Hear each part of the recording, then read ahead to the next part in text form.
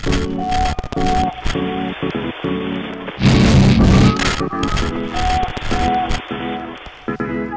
Disciple, ketemu lagi sama aku. Masih inget ya sama Priska yang selalu punya banyak banget bahasan-bahasan keren buat kamu. Dan kali ini kayaknya seru banget karena pasti pernah ngalamin gini, atau mungkin kamu pernah ngomongin orang yang punya ini, namanya privilege. Jadi contohnya tuh kayak gini, ingat gak sih dia itu masuk kerja ke sana, bisa masuk ke sana tuh gara-gara orang dalam. Atau kamu pernah dengar kalimat kayak gini, ya iyalah dia cantik ya kan, jadi bisa orang mah maklum-maklum aja. Pernah? Pasti pernah ya kan. Dan itu biasanya disebut dengan privilege itu tadi, atau yang bahasa Indonesianya disebut dengan keistimewaan. Nah, beberapa orang yang kita temui atau bahkan dirimu sendiri biasanya punya yang namanya privilege ini, yang bisa memudahkan aksesmu untuk melakukan sesuatu atau masuk ke sesuatu tempat. Ada juga tapi yang ngerasa punya privilege, padahal for your info aja bahwa privilege ini tetap aja ya punya tanggung jawab. Nggak serta-merta ketika kita punya hak istimewa kita langsung kayak suka-suka, enggak ya. Selain itu tadi, selain privilege ini menimbulkan sebuah tanggung jawab juga, privilege juga kalau misalnya tidak dimanfaatkan dengan sebaik mungkin ya sama aja bohong ya kan.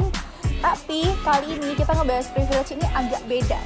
Nah, kalau misalnya kamu adalah orang-orang yang ngerasa diri gak punya privilege, aku biasa aja, aku tidak punya orang dalam, dan aku ya gini-gini aja, tenang aja.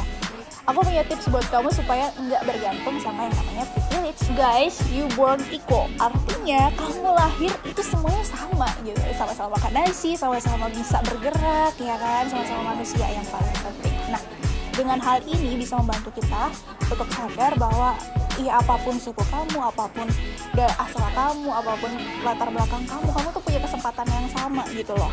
Nah, dengan pikiran bahwa kamu lahir sama, itu bisa membantu kamu untuk berusaha merubah apa sih yang nggak cocok di diri kamu. Misalnya kayak aku kok gini ya, kurang bisa mengatur keuangan, atau aku kok kayaknya kurang bisa berbahasa Inggris. Berarti apa yang kamu lakukan adalah ya belajar bahasa Inggris, belajar mengatur keuangan.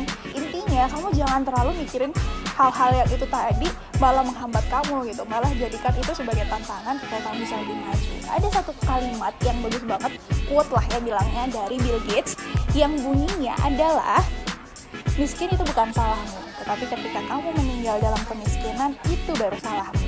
Ini satu quotes dari Bill Gates yang semoga bisa menyadarkan kamu ya. Seperti yang aku bilang di awal, bahwa privilege pun punya tanggung jawab di baliknya. Bukan berarti ketika kamu punya hak istimewa, kamu bisa sesuka hati, kamu bisa jalan lebih lambat daripada yang lain. Enggak. Ketika kamu punya privilege tapi tidak menggunakannya dengan baik, ya privilege itu hanya nama aja gitu ya. Jadi ini bukan hanya untuk kamu yang punya privilege, tapi juga buat kamu yang ngerasa sama sekali nggak punya privilege.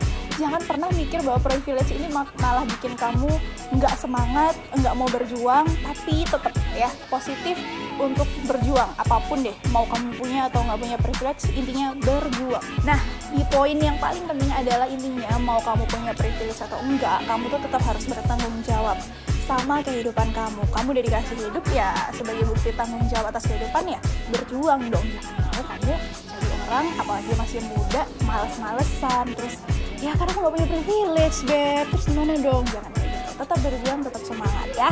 Mungkin ini cuma 2 poin. Yang pertama tadi you born equal, dan yang kedua adalah privilege menimbulkan sebuah tanggung jawab. Mungkin kamu punya cerita yang lain atau kamu punya poin-poin penting lain tentang privilege, kamu bisa bagiin ke kita lewat kolom komentar.